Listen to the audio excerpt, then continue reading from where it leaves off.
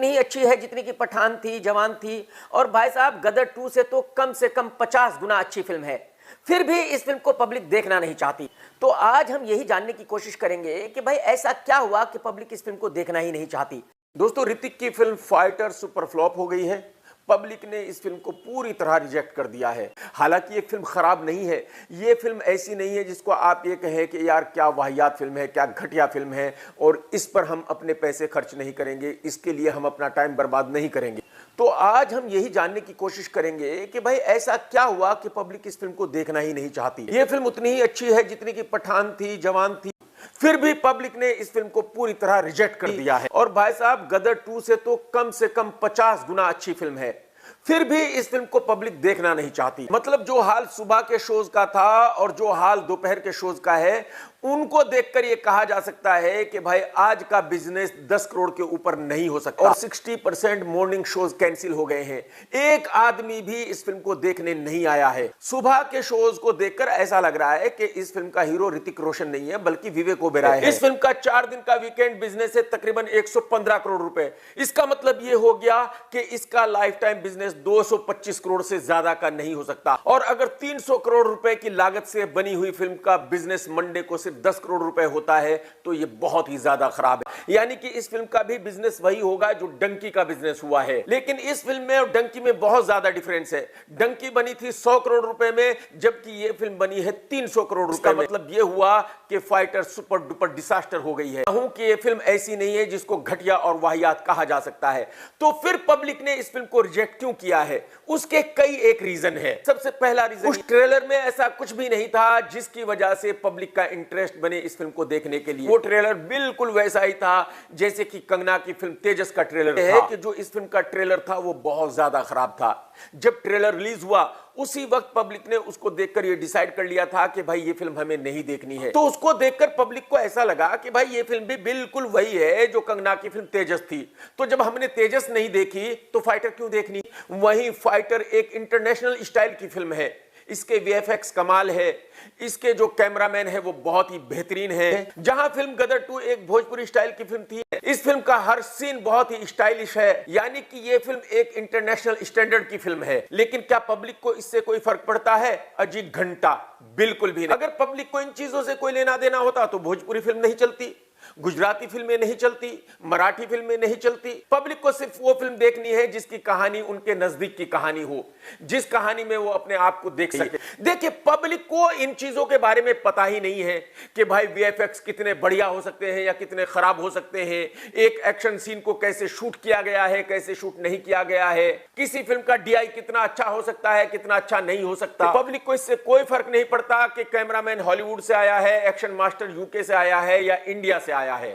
लेकिन पब्लिक ये कह रही है कि भाई ये फिल्म वाहियात है, हम इसको नहीं देखेंगे, क्योंकि पब्लिक को इससे बिल्कुल लेना देना नहीं है कि भाई इसकी क्वालिटी कितनी बढ़िया है और इस पर कितना ज्यादा पैसा खर्च किया गया है। इन चीजों के बारे में या तो बॉलीवुड वालों को पता है और या तो मैक्सिमम 1% जनता को पता है। अगर कोई भी बॉलीवुड वाला फिल्म फाइटर देखेगा तो वो ये नहीं कह सकता कि ये फिल्म खराब है। पायलट्स स्टाइल में चल रहे हैं, चश्मा लगा रहे हैं, हेलमेट पहन रहे हैं, फाइटर जेट उड़ा रहे हैं, इन चीजों से पब्लिक अपने आप को जुड़ा हुआ बिल्कुल नहीं पाती। उसकी वजह यह है कि ये आम जिंदगी का मैटर नहीं है, एक्चुअली ये सपनों वाली कहानी। इस फिल्म के फ्लॉप होने का दूसरा रीजन शायद ये है कि इस फिल्म की जो कहानी है वो एयरफोर्स पर आधारित है और एयरफोर्स बहुत ज्यादा पॉपुलर टॉपिक नहीं है इंडिया में। तो इसका रीजन ये भी है कि इसमें फाइट हैंड टू हैंड नहीं है, सामने से एक दूसरे को मारने वाली नहीं है, बल्कि फाइटर जेट्स उड़ रहे हैं, लॉक कर दिया, मिसाइल आ रहा है, मिसाइल जा रहा है। और ये चीजें उन दर्शकों को बिल्कुल पसंद नहीं आई जो छोटे सेंटरों पर फिल्में देखते हैं। बड़े शहरों में तो ये फिल्म फिर भी चल रही है,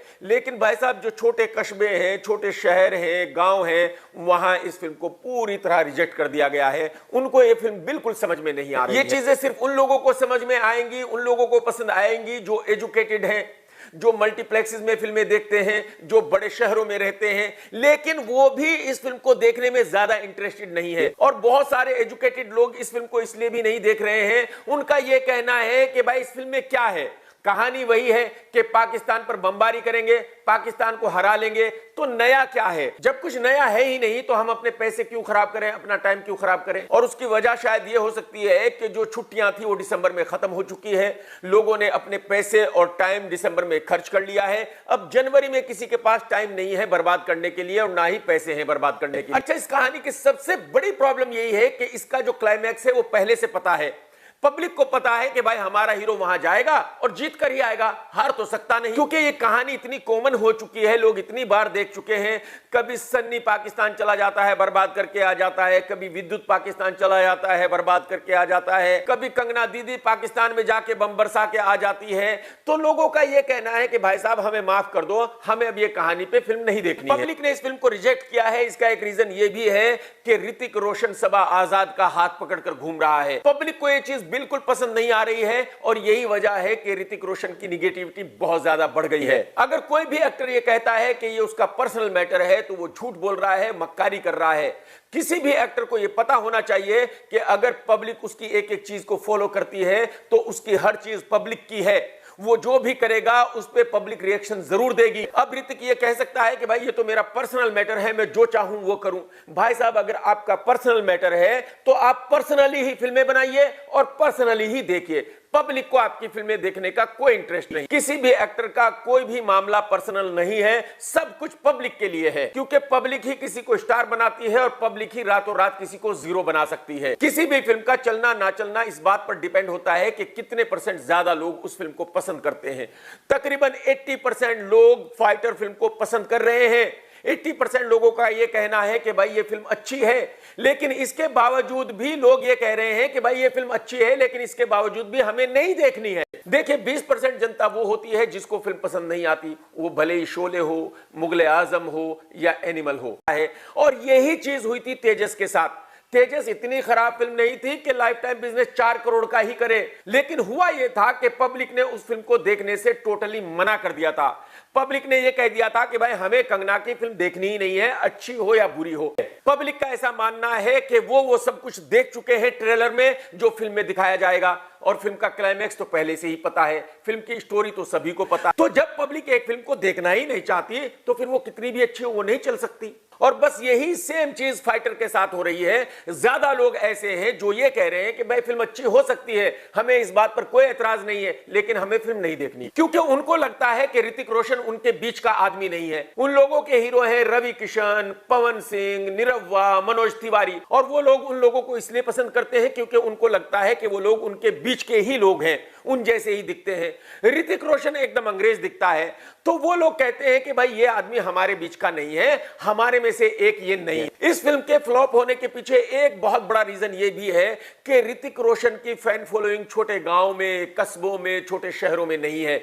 मतलब उतनी बड़ी फैन फॉलोइंग नहीं है जैसे कि शाहरुख खान की या सलमान खान की या रणबीर कपूर। तो जो लोग ऋतिक को पसंद ही नहीं करते, उसके फैंस ही नहीं है, उसके लिए पागल ही नहीं है, वो अपने पैसे खर्च करके उसकी फिल्म क्यों देखें? और बस यही रीजन है कि ऋतिक की छोटे सेंटरों पर बहुत बड़ी फैन फॉलोइंग नहीं है। हाँ, शहरों में ऋतिक की फैन फॉलोइंग अच्छी है। यानी कि ऋतिक 500 करोड़ क्लब फिल्मों का हीरो नहीं है। इसका मतलब यह बिल्कुल क्लियर है कि ऋतिक ए ग्रेड का सुपरस्टार नहीं है जैसे कि शाहरुख खान या रणबीर कपूर।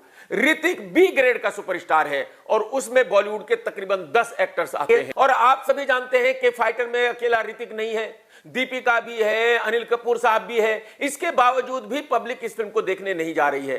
तो इससे साफ हो गया है कि अगर ऋतिक की कोई सोलो फिल्म आएगी तो वो 100-125 करोड़ का बिजनेस ही कर सकती है, वो 500 करोड़ का बिजनेस नहीं कर सकती। ऋतिक बॉलीवुड का वो अकेला एक्टर है जिसको हिंदी पढ़नी लिखनी नहीं आती, हिंदी फिल्में भी वो नहीं देखता। इसके बावजूद भी वो अपने आप को जीनियस मानता है। उसको ये लगता है कि वो एडिटिंग भी जानता है, वो डायरेक्शन भी जानता है, वो स्क्रिप्ट लिखना भी जानता है, वो फिल्म शूट करना भी जानता है, यानी सब कुछ वो जानता है, बाकी कोई कुछ नहीं जानता उसके सामने। मैं उम्मीद करता हूं कि फिल्म फाइटर के सुपर फ्लॉप होने के बाद ऋतिक कुछ सीखेगा और आगे ऐसी गलतियां नहीं करेगा, आगे कुछ अच्छी फिल्में चूज करेगा और अपने कैरियर को सही से संभालेगा, क्योंकि बॉलीवुड को वाकई ही उनकी जरूरत है। मैं आपको यहां यह भी बताना चाहूंगा कि बॉलीवुड का सबसे कंफ्यूज्ड एक्टर ऋतिक रोशन है। ऋतिक अकेला वो एक्टर है जो आज फिल्म करने से मना कर सकता है जबकि कल शूटिंग चालू होने वाली है। दोस्तों, अगर अगर आपने मेरा चैनल सब्सक्राइब नहीं किया तो कर लो, और घंटी नहीं दबाई तो जरूर दबा दो। और भाई साहब, अगर आपने वीडियो देखा है तो लाइक करना बिल्कुल मत भूलना। कमेंट्स करके जरूर बताना कि आपको वीडियो कैसा लगा। टेक केयर दोस्तों, tata bye bye, love you, Jai Hind.